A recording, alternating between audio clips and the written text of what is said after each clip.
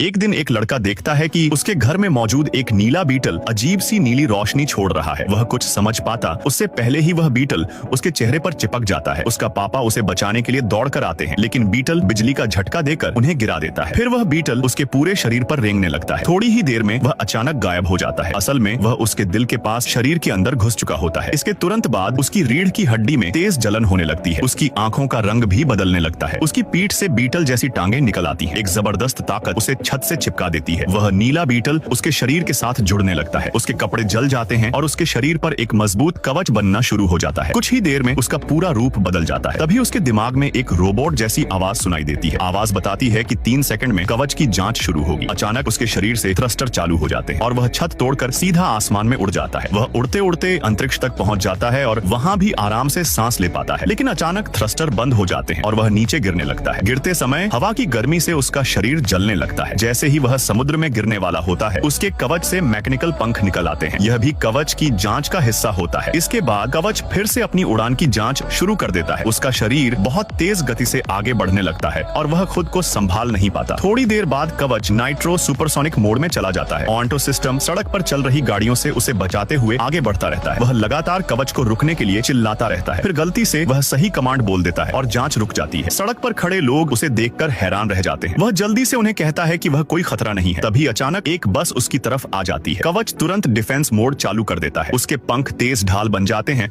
और बस 2 हिस्सों में कट जाती है। अच्छी बात यह होती है कि कोई घायल नहीं होता। वह तुरंत यात्रियों से माफी मांगने जाता है, लेकिन तभी फिर से रोबोट वाली आवाज आती है और बताती है कि कवच की जांच पूरी हो चुकी है। अगले ही पल वह बहुत तेज गति से वापस घर की तरफ उड़ने लगता है। उसी समय उसकी माँ पुलिस को फोन कर रही होती है। वह अचानक आसमान से गिरकर घर के अंदर आ जाता है। फिर वह कवच उसके शरीर के अंदर वापस चला जाता है, लेकिन उसे पता ही नहीं चलता कि उसके कपड़े पूरी तरह जल चुके हैं।